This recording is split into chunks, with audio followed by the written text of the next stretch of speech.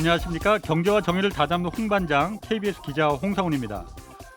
미국 달러화가 요즘 나홀로 초강세를 보이면서 킹달러라는 표현까지 등장했습니다. 다른 나라들도 자국의 통화 가치를 끌어올리는 이른바 역환율 전쟁을 지금 벌이고 있는데, 오늘 경제쇼에서는 지금 많은 나라가 참전하고 있는 역환율 전쟁 상황 자세히 분석해 보겠습니다. 네, 홍사원의 경제쇼 타이틀을 달고 지금 책 한 권이 새로 나왔습니다. 제목이 세 번째 위기, 세 번째 기회인데요. 안유아 교수, 홍춘욱 박사, 박병창 부장 등 홍사원의 경제쇼에 출연하는 여러분들이 좋아하는 경제 전문가 8명과 나눈 대담을 담았습니다. 다음 주 금요일까지 매일 3분씩 추첨해서 드리니까 이 세계 경제 흐름 파악하고 또 다가올 경제 위기를 헤쳐나갈 수 있는 그 지혜를 담은 책, 세 번째 위기, 세 번째 기회를 받고 싶은 분은 짧은 문자 50원, 긴 문자 100원이 드는 샵 9730으로 문자 보내주시기 바랍니다. 자, 홍사원의 경제쇼 출발하겠습니다. 유튜브 오늘도 함께 갑시다.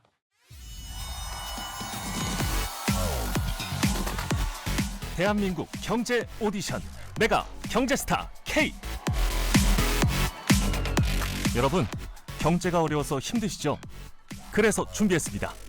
대한민국 경제 오디션 메가 경제스타 K. 힘든 경제 상황을 이겨낸 감동 스토리, 우리 가정의 특별한 경제 공부법, 슬기로운 투자 아이디어, 경제와 관련된 이야기라면 모두 환영합니다. 총 상금 6천만 원을 준비했습니다. 여러분의 많은 참여 기다립니다. 이 프로그램은 당신의 투자의 길을 춤추게 하는 새로운 투자 플랫폼 탱고픽에서 함께합니다. 네, 들으신 대로 총 상금이 6천만 원입니다. 대한민국 경제 오디션 내가 경제스타 K 12월 9일까지 사연 받으니까 많이 보내주시기 바라고요. 대상이 2천만 원, 최우 수상이 500만 원입니다. 홍사원의 경제쇼 홈페이지에 사연 올려주시면 되는데 연락처 꼭 남겨주셔야 됩니다. 보내주신 사연 비공개되니까 그건 염려하지 않으셔도 됩니다. 자, 오늘 홍사원의 경제쇼 말한 대로 역환율 전쟁 좀 짚어보겠습니다. 김영익 서강대 경제대학원 교수 나오셨습니다. 안녕하세요. 네, 안녕하십니까. 자, 역환율 전쟁, 지금 세계가 많은 나라들이 역환율 전쟁에 지금 참전하고 있다라고 하는데, 환율 전쟁은 제가 들어봤는데 역환율 전쟁이 뭔가요? 우선 한율 전쟁이라는 건 경쟁적으로 자기네 돈 가치를 떨어가지고 수출을 늘리는 거고요.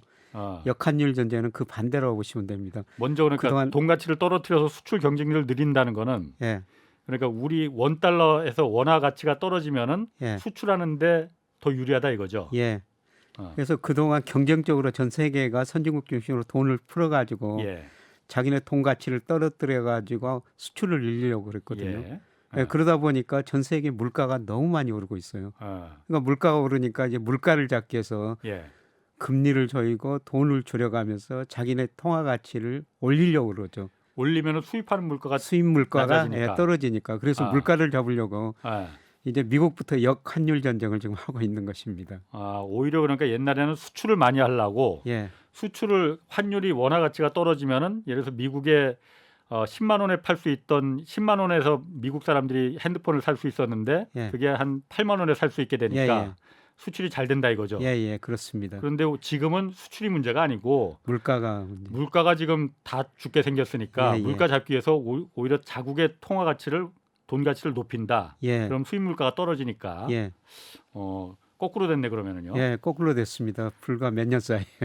그러면 원래는 환율 전쟁에 다 모르는 나라들이 환율 전쟁이었잖아요. 그 환율 전쟁은 그럼 원래는 언제부터 시작된 거예요? 시기를 따져볼 수가 있는데요. 예. 사실 그 2008년에 미국에서 금융위기가 왔지 않습니까? 예. 그래서 금융위기가 오고 미국 경제가 굉장히 어려워지니까 미국 정부가 돈을 쓰고 중앙은행 돈을 풀었어요. 그래서 소비 투자, 정부 지출을 늘려가지고 경기를 부양했는데 예. 경기가 만족스럽게 회복되지를 못했거든요. 그러려면 수출을 늘려야 되죠. 예. 수출을 늘리기 위해서 미국 정부가요, 미 연준이 중앙은행이 2008년 한 해 동안 번원 통화 돈을 2배나 찍어내 버립니다. 그러니까 이제 달러 가치가 많이 떨어져 버리는 거죠. 그럼 미국의 수출 기업들이 좋아하겠네. 예, 그렇죠. 수출 기업들이 좋아하는데요. 예.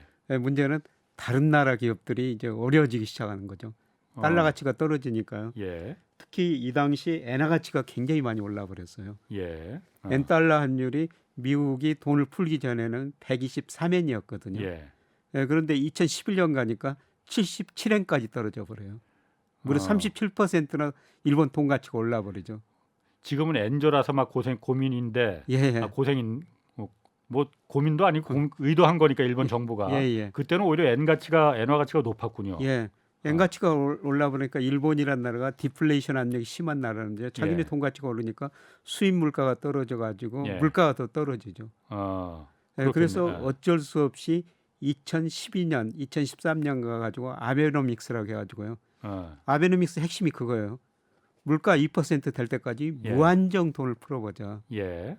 그래서 2013년에요. 예. 일본이 돈을 엄청 풀어버립니다. 그래서 일본이 그렇게 돈을 푸니까 엔화 가치가 다시 떨어지기 시작한 거죠. 일본도 그럼 그때 환율 전쟁에 동참을 한 거군요. 그래서 미국이 시작한 환율 전쟁이 일본으로 가가지고요. 예.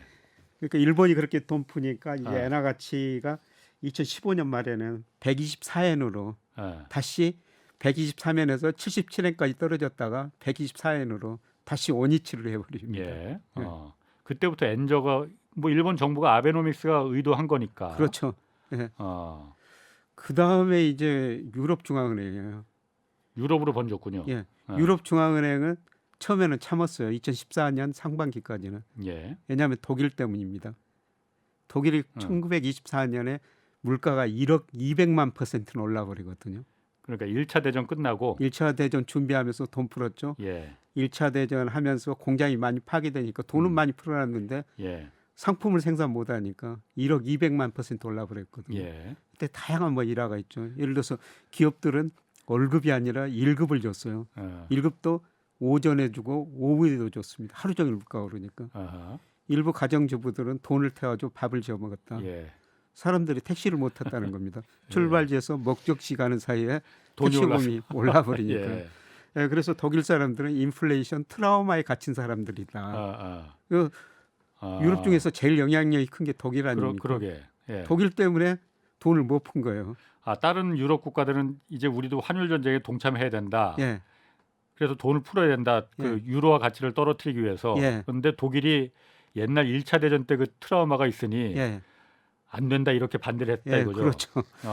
그런데 가만히 보니까 미국이 돈 풀고 그 일본이 돈 푼다 보니까 유로 가치가 달러나 그다음에 엔화에 비해서 올라버리거든요. 예. 유럽의 수출 경쟁력이 떨어지죠. 예. 특히 독일 같은 데는 수출 중심으로 성장한 나라 중에 한 나라인데요. 예. 그래서 어쩔 수 없이 2014년 하반기, 2015년 들어가지고 유럽 중앙은행이 돈을 일본이나 미국보다도 더 많이 풀어버려요. 그래서 한일 전쟁이 미국에 시작해가지고 일본으로 갔다가 예. 유럽 중앙은행으로 간 거죠. 예. 그때 우리나라는 그럼 환율 전쟁에 동참 안 했어요? 우리나라는 뭐 어쩔 수 없이 아. 우리나라도 돈을 좀 풀었었어요. 예. 예. 우리나라도 미국이 돈 푸니까 우리나라도 돈 풀고 좀 예. 금리도 낮췄거든요. 예. 예. 하긴 그때 우리나라는 2008년 금융위기가 예. 우리나라는 지난 시간에도 말씀드렸지만은 중국이 뭐 좀 커버를 해줘 중국 덕분이라고 말하는 좀 그렇지만은 예. 중국 때문에 그 경제 침체가 그렇게 심하지 않았었잖아요. 예, 그랬었습니다.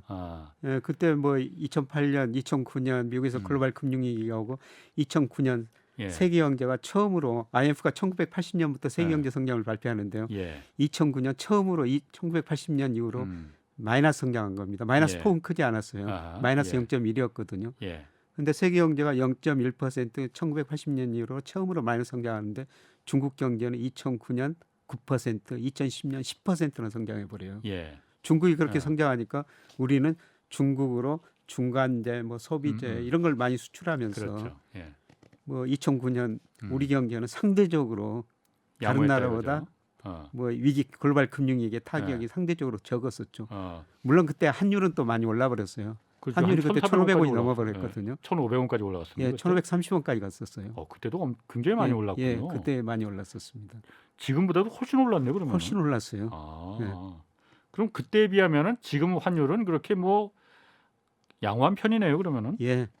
그래서 이제 그때 보고 뭐 1,500원 이상까지 올라 버리니까 예. 이번에도 환율이 그렇게 오를 것 아니냐. 예. 예, 그런 기대도 나오고 있는데요. 예. 예, 그런데 우리가 뭐 내수는 가계 부채 많이 늘어나고 기업 부채 많이 늘어나가지고 예. 국내 부분 취약해졌어요. 예. 근데 대부분은 계속 경상수 흑자가 나다 보니까 그 돈 가지고 우리가 미국 주식 사고 채권 사고 미국 직접 투자해주고 그 대부분은 많이 개선됐거든요. 예. 외환보유액도 많이 늘어났고요. 그래서 2008년보다 지금 환율이 덜 오르는 것은 그만큼 우리가 대부분은 그만큼 건전해졌다는 겁니다. 대외 부분은 예. 뭐 지금 환율 전쟁 얘기하다 잠깐 그 얘기 나왔는데 요거 먼저 좀 얘기를 하고 좀 그 환율 예. 전쟁 좀 얘기를 할게요. 그러면 2008년 금융위기 때 1,500원까지도 올라갔는데도 그때는 외환위기 같은 건 없었잖아요, 우리나라가. 예. 뭐 누구는 그러니까 거의 직전까지 갔었다라고 말하는 사람도 있긴 있지만은 예. 그때 어쨌든 괜찮았잖아요. 예. 그런데 지금 1,300원 지금 거의 환율이 이 상태에서 고착되는데 외환위기 얘기하는 분들이 있거든요, 지금. 예. 또 워낙 환율 방어 때문에 외환 보유고를 많이 쓴다고 하니까 예. 지난달에도 뭐 한 90몇억 달러를 썼다면서요. 예. 그래서 외환위기 가능성이 있는 거 아니냐 얘기하는데 그때도 1,500원이었는데 지금 1,300원이면 외환위기까지는 걱정 안 해도 되겠네요. 저는 뭐 외환위기는 걱정 안 하셔도 된다고 생각합니다.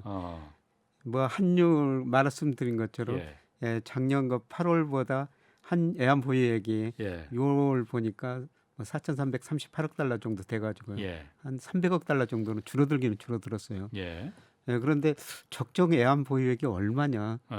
그거는 뭐 추정하는 방법에 따라 다르거든요. 예. 뭐 어떤 기관들은 뭐 3개월 수입액에다가 단기 부채, 단기 예채, 예. 그다음에 어떤 사람들은 그것보다 더 초과해가지고 3개월 수입액 단기 예채, 그다음에 외국인들이 우리나라 포트폴리오 투자, 주식 채권 투자했지 않습니까? 예. 그 3분의 1은 가지고 있어야 된다. 네. 그렇게 되면 뭐 적정 애완 보유가 6천억 달러가 넘어요. 근데 우리가 4,300억 달러니까 그에 비해서 부족하지만은 예. 사실 뭐 그게 적정 애완 보유액인지 누구 어떤 경제학자도 확신할 수는 없거든요. 네. 그런데 예를 들어 가지고 우리가 3개월 수입액하고 그다음에 단기 예채 이런 걸 고려하면은 적정 애완 보유액이 한 3천억 달러 정도 됩니다. 단기 부채가 중요한 거죠, 그러니까. 예, 단기 부채가 우리나라가 중요한 거죠. 지고 있는. 예. 그거에 비해서는 외환 보유가 훨씬 더 많아요, 그러면. 그렇죠. 그리고 우리가 저 97년 외환위기를 겪으면서 우리가 97년 외환위기 가장 중요한 특징은요. 외환위기가 왜 왔냐면 우리나라 기업들이 너무 많이 투자를 했죠. 예. 그래서 너무 많이 투자를 해서 기업이 부실하고 은행이 부실해지면서 97년 외환위기를 겪었습니다. 예. 외환위기를 한마디로 부실한 기업 은행을 처리하는 과정이었었죠. 예. 정말 그 뼈아픈 구조조였었습니다. 예. 30대 재벌 중 11개가 해체될 정도로 그만큼 기업들이 많이 없어지고 근로자들 해고당했거든요. 예. 그런데 그 이후로 우리 경제의 가장 큰 변화는 기업들이 투자를 상대적으로 합리적으로 투자하다 보니까 투자율이 저축률보다 낮아졌어요. 투자율이 저축률보다 낮아졌다. 그래서 저축이 투자보다 많으면은 그 나라 경제가 경상수지 흑자거든요. 예. 그래서 우리가 98년부터 지금까지 계속 경상수지 흑자 추세가 이어지고 있거든요. 예. 그 돈 가지고 우리가 미국 주식 사고 채권 사고 미국 기업 직접 투자해주고 예. 그래서 우리 순 대자산이요 한 예. 4,600억 달러 정도 돼요. 순채권국이 됐다 이거죠. 순채권국이죠.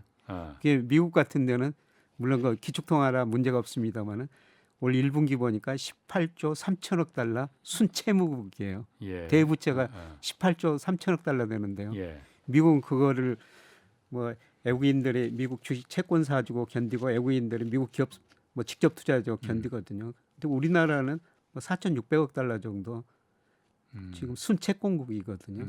이런 의미에서 보면은 저는 대부분은 많이 개선됐기 때문에 뭐 애한위기 같은 거는 오지 않을 것이다. 근데 순채권이 우리나라가 외국에 갖고 있는 그 채권이 자산이 한 4,600억 달러 정도 된다 하더라도 예.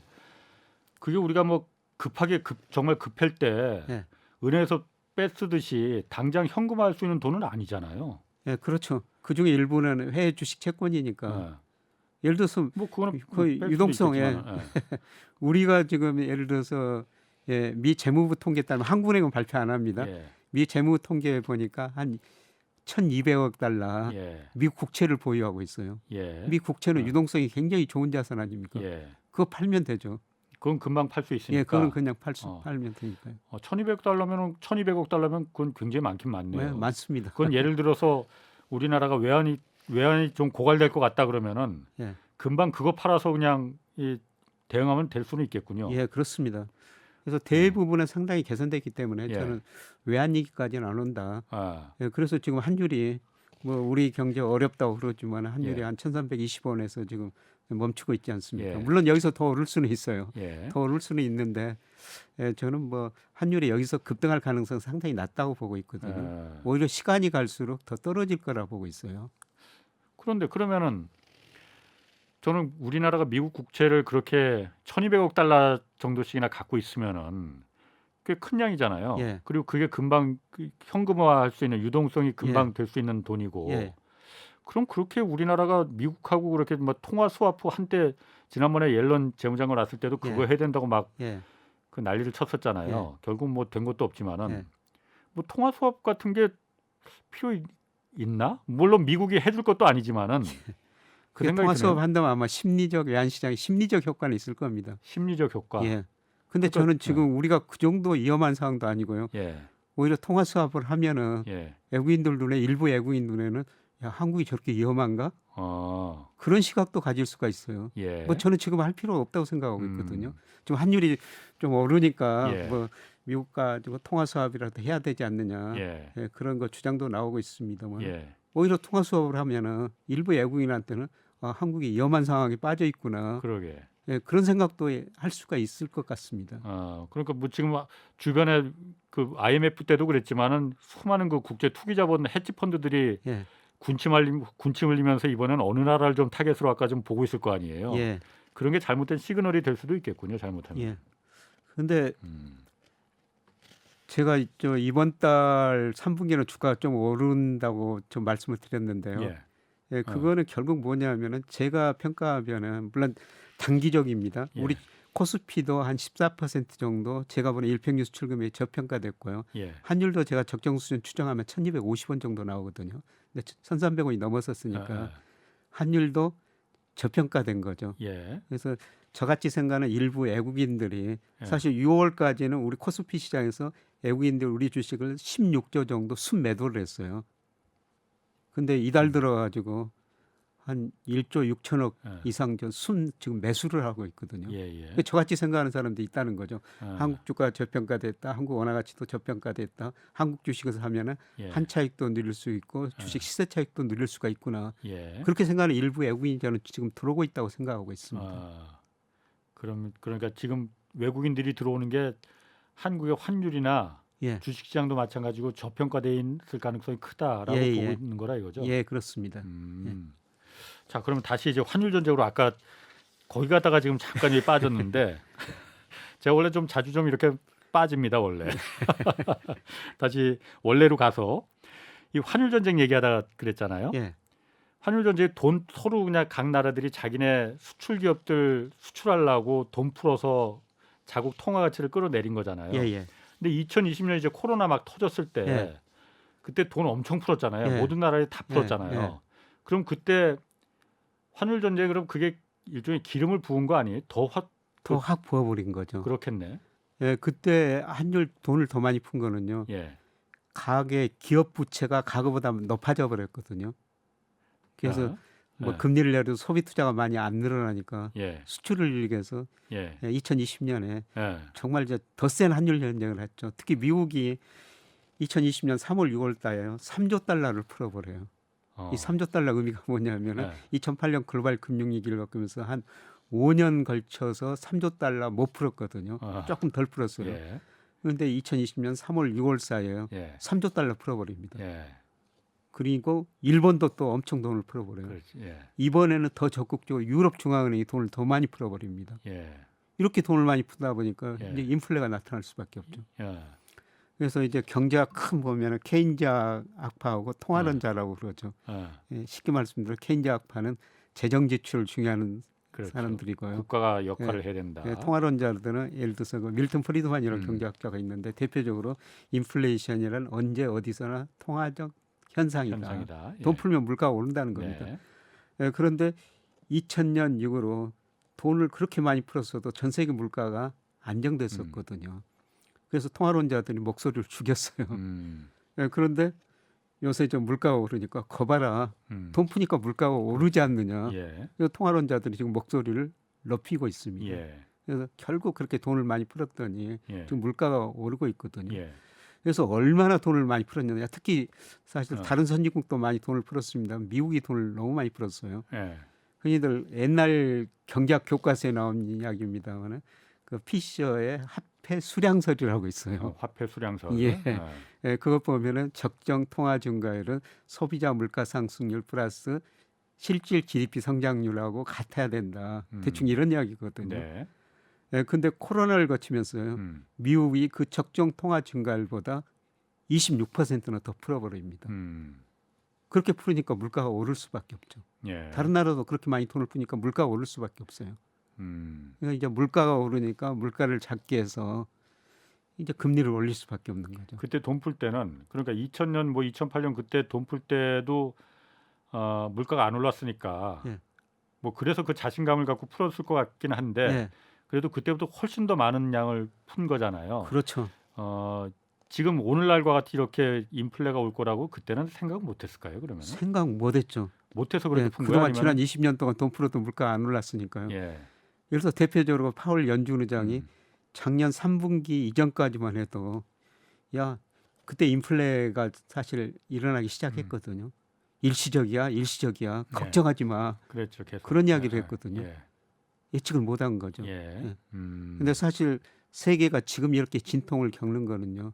저는 파월 연준 의장 뒤늦은 정책 때문에 그러니까 물가가 작년 하반기부터 좀 금리를 올렸으면은 예. 지금처럼 자산 가격에 거품이 발생 안 했을 거예요. 예.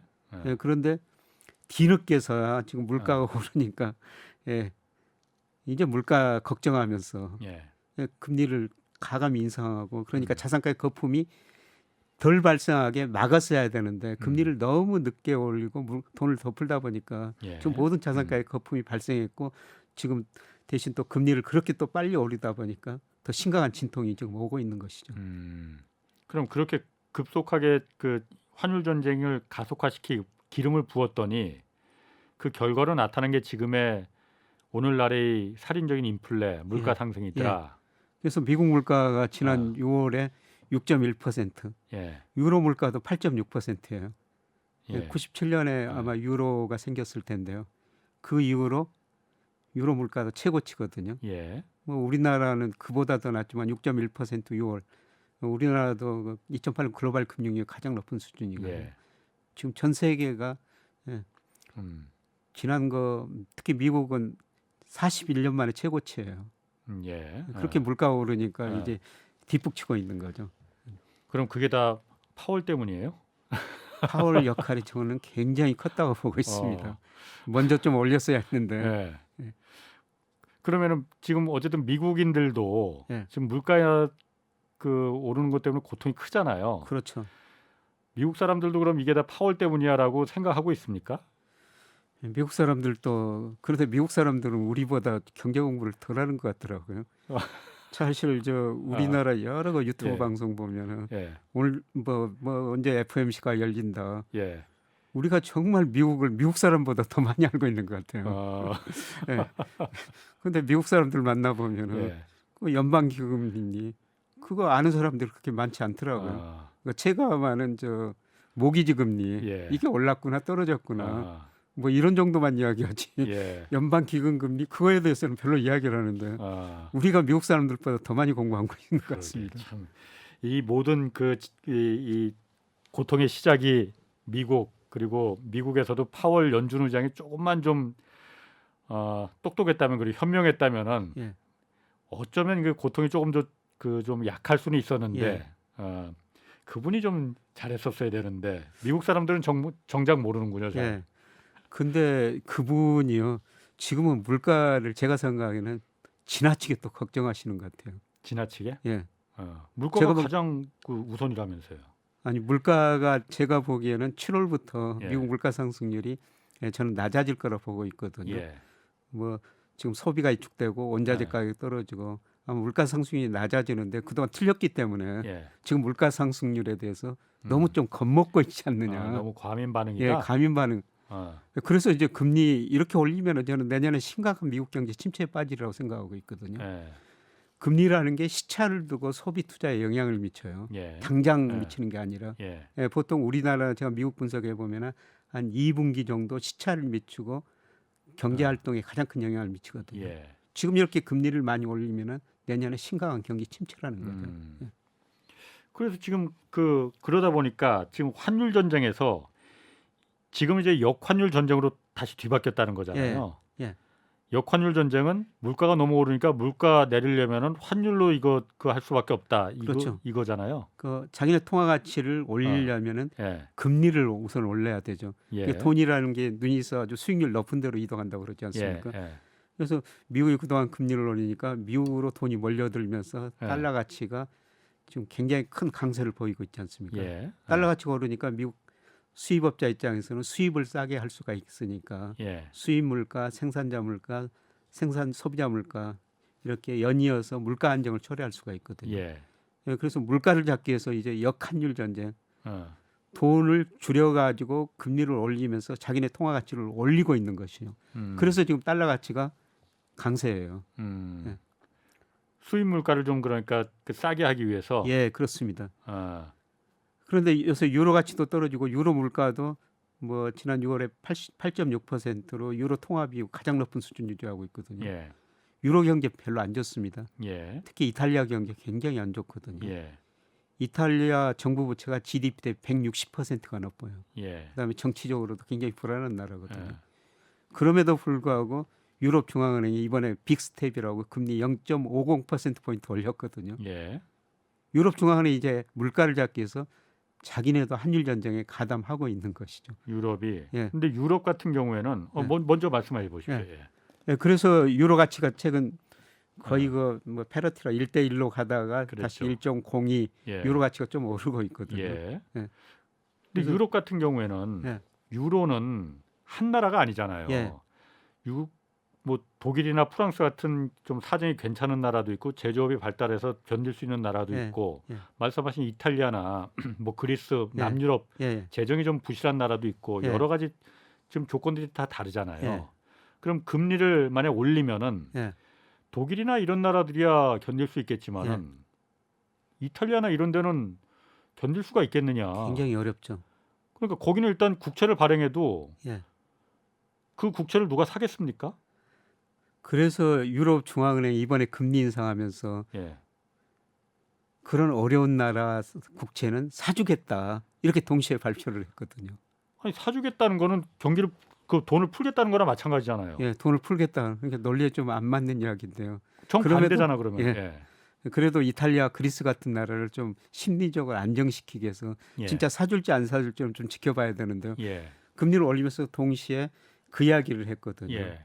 어려운 나라 국채는 사주겠다. 예. 그러니까 최근에 보면요, 사실 유럽하고 유럽 경제 불안을 볼 때 유럽하고 독일 금리 차가 어떤 차이가 있느냐? 예.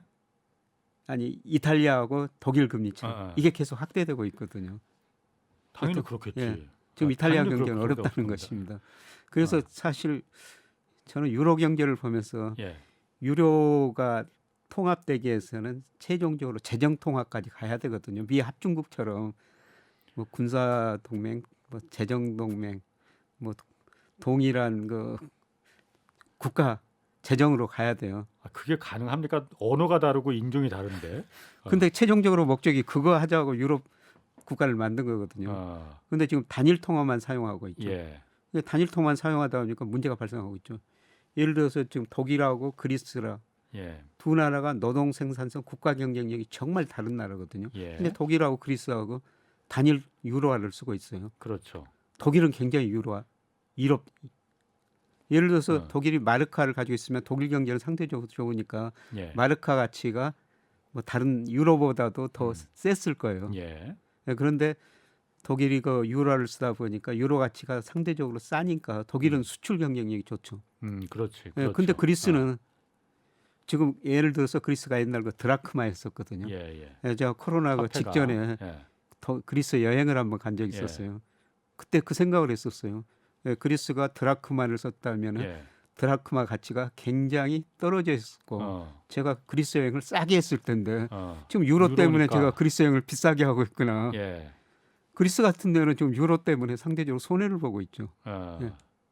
뭐 환율로다가 어떻게 해볼 수가 없는 거니까. 예, 그렇죠. 그럼 이번에도 금리를 올려서 그리스 같은 나라들의 국채를 그럼 유럽 중앙은행이 사주겠다. 예.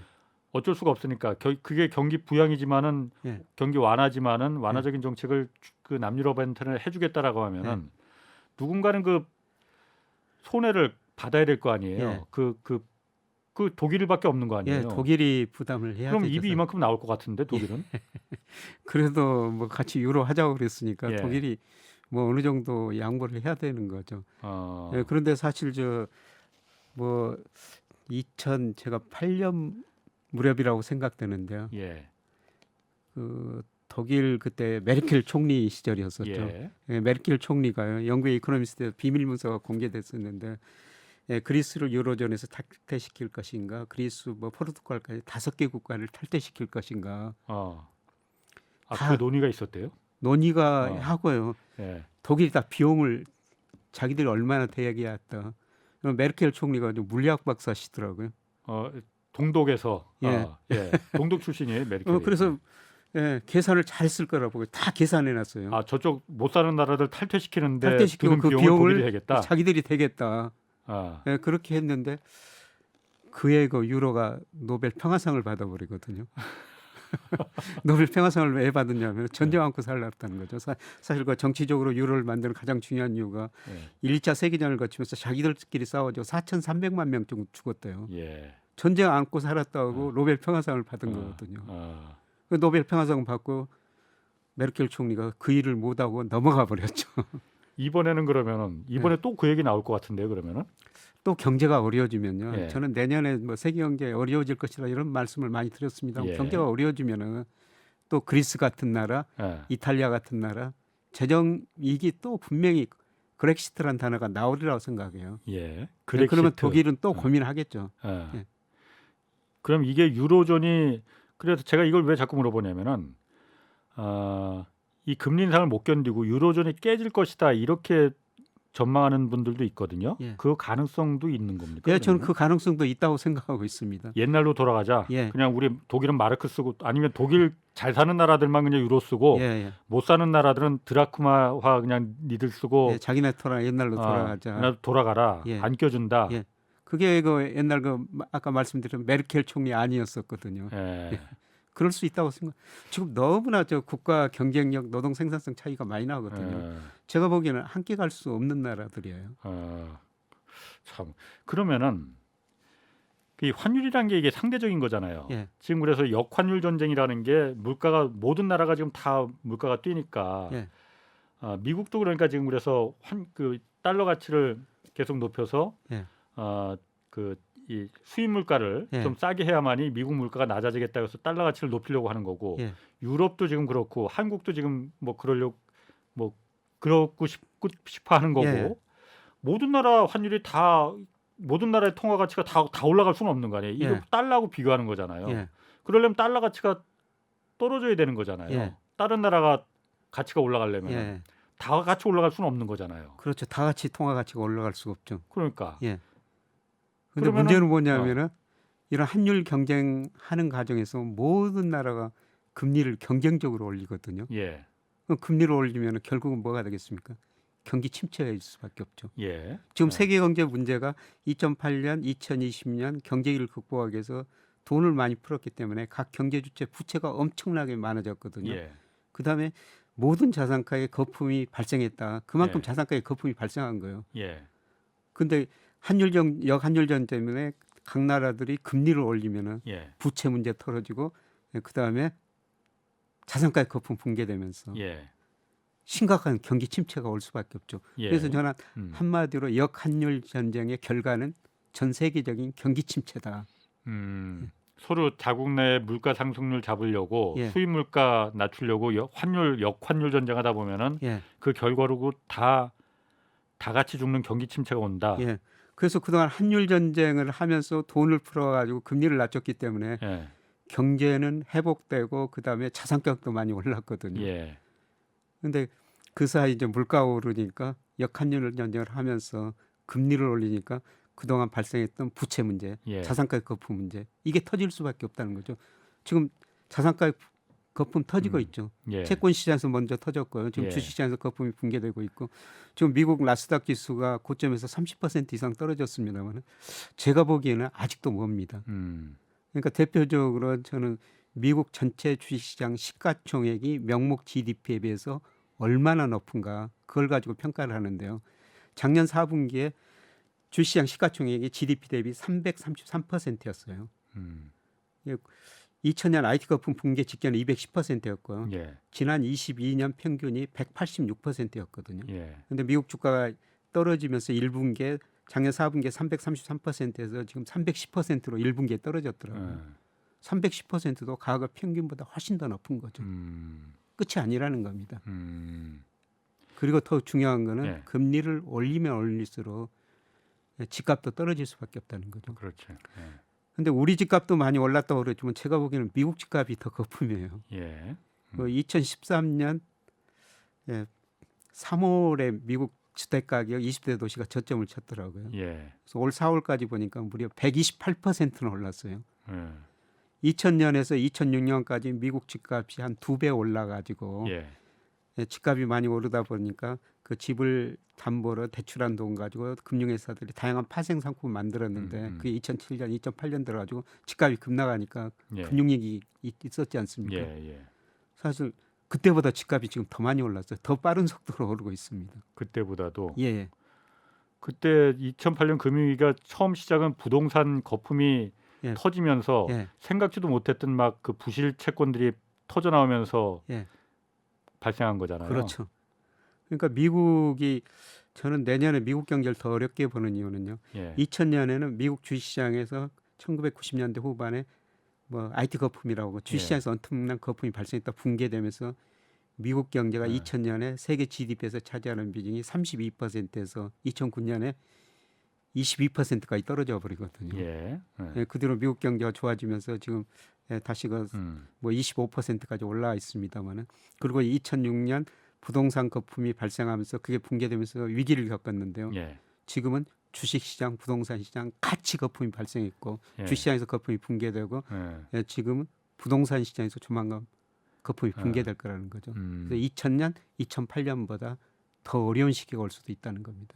그럼 김 교수님 지금 말씀하시는 거로 보면은 환율 전쟁으로 세계 각국이 다 서로 잘 살라고 예, 환율 전쟁에 돌입했다가 예. 어쨌든 코로나 뭐 그 공급 부족 뭐 이런 것 때문에 예. 지금은 물가가 갑자기 예. 이렇게 막 살인적으로 올라가 버리니까 예. 물론 그게 환율 전쟁에 촉발한 그 결과죠. 결과일 예. 수 있어요. 예. 그러다 보니까 다시 역환율 전쟁으로 예. 돌아가서 예. 그 결과는 환율 전쟁 시작하기 전 상태로 돌아가는 그렇게 될 수도 있습니까? 그렇죠. 뭐 자산 가격 거품 어. 붕괴되고 부채 문제 터지면서 예. 다시 원 상태로 돌아가는 원 거다. 상태로 돌아갈 지금 수가 있죠. 예. 야, 그거 참 아이러니네. 예, 그래서 참 그러니까 자연적으로 인간의 욕심이 예, 이게 뭔가 철학적으로 돌아가는데 예. 인간의 욕심이 가도 끝까지 가다가 예, 다시 자연적으로 제자리로 돌아가게 되는 예. 지금 그 과정이다. 예, 그렇습니다. 그런데 예. 욕심이 너무 컸기 때문에 예. 심각한 거품이 발생하기 때문에 예. 제자리로 돌아가는 과정에서 그만큼 또 진통이 클 거라는 것이죠. 그렇구나. 아, 지금 아까 그 2008년 그 금융위기 얘기하다 보니까는 네. 아까 저희가 그 외환위기 가능성 그렇게 없다고 보셨잖아요. 네. 여러 가지 지금 우리가 순 대외 채권도 많고 네. 그리고 단기 부채도 그렇게 많은 상태가 아니고 네. 외환 보유고도 이 정도면 4천 몇백억 달러면은 뭐 그렇게 네. 뭐라도 했는데 2008년 금융위기가 터졌을 때 네. 사실 그때도 미국이 가장 먼저 거기서 네. 촉발이 된 거잖아요. 네. 은행들이 막 쓰러진 거잖아요. 예, 투자은행들이. 예. 그때도 미국에서는 금융당국이나 재정당국이나 당국자들이 저거 아무것도 아니다. 예. 별거 지금 그 정도는 충분히 반나절이면 다 막을 수 있는 예. 그러니까 걱정할 필요도 하나도 없다라고 했는데 예. 결국은 그게 아니고 생각지도 못한 무슨 CDO니 뭐 예. 무슨 이상한 파생 상품으로 별걸 은행들이 다 만들었던 거잖아요. 예. 그게 나중에 보니까 부실로 막 터져 나오니까 예. 그거 서로 막 그것 때문에 경색이 돈줄이 막혀 갖고서는 예. 금융 위기로까지 번져서 은행들이 다 쓰러져 버린 거잖아요. 생각지도 못했던 예. 게 중요한 거잖아요. 예.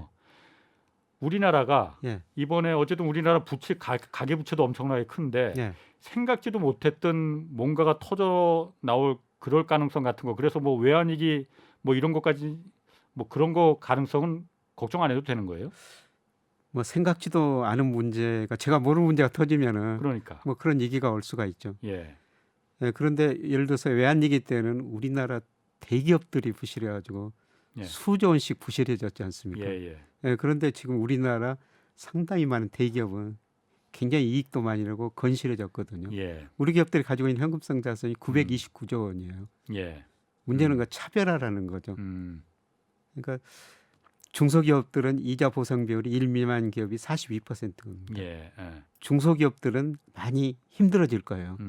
예, 그런데 대기업들은 97년 외환위기처럼 그렇게 타격을 안 받을 거라는 거죠. 예. 알겠습니다. 제가 뭐 어쨌든 2008년 그 미국 금융위기 얘기하다 보니까 그때도 사실 미국이 아무것도 아니라고 그러니까 지금 말하듯이 아무것도 아니라고 했었는데 그런데 금방 며칠 사이에 막 그렇게 막 산불처럼 들불처럼 번져버렸거든요. 이게 뭐 블랙스완이라는 게 언제든지 올 수 있는 문제니까요. 예. 뭐 제가 모르는 그런 문제가 발생하면은 예. 뭐 위기도 올 수가 있죠. 외환위기 같은 거. 자, 그런데 그리고- 제가 보는 통계로는 대부분 우리나라가 상당히 많이 개선됐다. 그러니까. 예. 자, 그 금리 인상 그 이제 아까 역환율 전쟁 들어가다 보니까는 이제 금리를 인상해서 자국 통화 가치를 올리는 거잖아요. 예. 그런데 중국하고 일본은 지금 사실 여기는 딴 나라 얘기잖아요. 여기는 지금 전혀 금리 인상 올릴 생각이 없는 거잖아요. 예. 그는 물가가 낮기 때문입니다.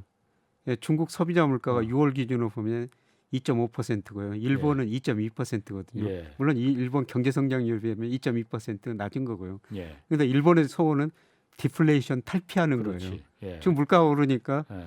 정책 당국자에서는 야 디플레 탈피할 수도 있겠구나 어. 이런 생각을 할 수가 있고요. 예. 그다음에 중국은 소비자 물가가 2.5% 예. 그리고 중국 그 2분기 성장률이 0.4%가 나왔지 않습니까? 네, 그렇죠. 충격적인 결과가 예, 나왔어요. 충격적인- 수치가. 뭐 그렇게 나오니까 경기가 나쁘니까 중국은 오히려 돈을 더 풀고 있죠. 예. 그러니까 미국 통화 증가율이 최근 그 5월까지 나왔는데 보니까 그 M2 강의 통화 증가율이 6.6%로 떨어졌더라고요. 작년 월별로 보면 한 26%까지 늘어났었어요. 근데 지금 6.6%로 미국은 지금 통화 증가율이 많이 낮아요. 긴축을 하고 있죠. 예. 근데 중국 보니까 오히려 작년 8, 9%에서 올 5월, 6월 보니까 11%까지 늘어나 버렸어요. 예. 중국은 지금 돈을 더 늘리고 있거든요. 예. 그만큼 중국은 물가가 상대적으로 다른 나라보다 안정됐고 경기가 다른 나라보다 더 상대적으로 침체에 빠졌다는 겁니다. 그런데 경기 순환을 보면요.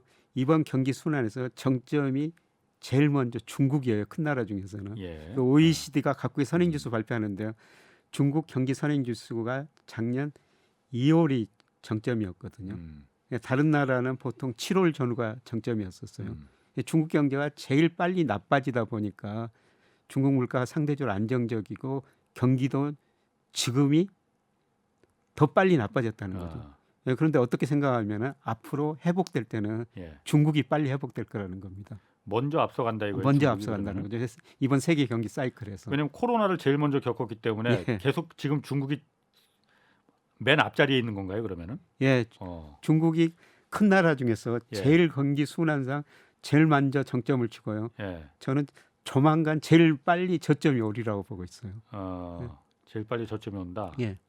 그럼 중국 같은 경우에 그런데 중국은 사실 지금 소비자 물가가 지금 2%대라고 하지만은 예. 그 수치가 좀 허수가 있는 거 아니냐. 허수가 있죠.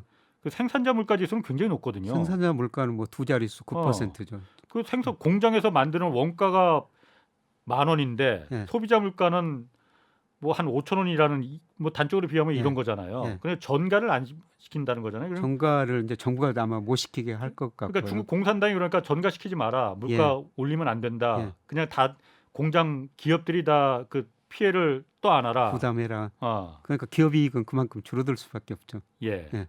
그렇죠. 예. 그러니까 그런 면에서 좀 허수가 있는 거 아니냐. 예, 중국 소비자 물가는 좀 허수가 있다고 보시면 됩니다. 예. 예. 그럼 중국은 그렇다 치더라도 예. 중국이 그러니까 맨 앞자리에 지금 서 있다는 건 중요한 얘기예요. 예. 중국은 그렇다 치더라도 예. 일본은 예. 어쨌든 지금 물가가 전 세계가 다 오르는 게 돈을 워낙 많이 풀었고 예. 또 거기다가 공급망이 좀 삐꺼덕삐꺼덕하니까는 예. 석유값도 오르고 예. 구리값도 올라가고 그래서 예. 이제 예. 다 오른 건데 예. 일본은 그럼 왜 안 오르는 겁니까? 일본 경제가 정말 나쁘거든요. 예. 일본 GDP 명목 GDP 보니까요. 올 1분기 보니까 뭐 95년 수준이에요. 1995년 수준입니다. 아, 예, 그리고 2020년 코로나 위기 직전 미국 GDP는 그보다 훨씬 올랐고 유럽 GDP도 그보다는 좀 더 높거든요. 예. 그런데 일본은 지금도 2020년보다 낮아요. 뭐 경기가 그렇게 나쁘니까 나쁘니까 물가가 예, 안 오를 저금리를 수밖에 없다. 물가가 더 오르고요. 예. 예, 그래서 뭐 일본이 그 일드 커브 컨트롤하고 수익률 통제라고 해가지고 예. 국제 수익률이 0.25% 넘으면은 예. 지금도 계속 국제 사주고 있거든요. 일본은 그게 참 독특한 것 같아요. 예, 국채를 그러니까 장기 국채까지도 조정을 하는 거잖아요. 그렇죠. 그래서 일본 정부 부채가 GDP 대비 230%가 넘었는데요. 예. 그래서 잘 견디고 있거든요. 어. 예, 그거는 그 금리가 낮기 때문에 예. 사실 정부가 국채 발행하더라도 이자를 거의 안 주죠. 금리가 낮으니까. 예, 그리고 아. 자기들이 발행하는 국채를 90% 이상을 자기 나라 자국민이 가지고 있어요. 예. 예, 우민이 아. 가지고 있다면 팔고 나갈 수도 있는데 아. 그 아버지가 가지고 있다가 죽으면서 아들한테 물려주면 되거든요. 예, 예. 예, 그러니까 일본이 그 GDP 대비 230%가 넘는 부채 비율, 정부 부채를 가지고도 견딜 수가 있는데요.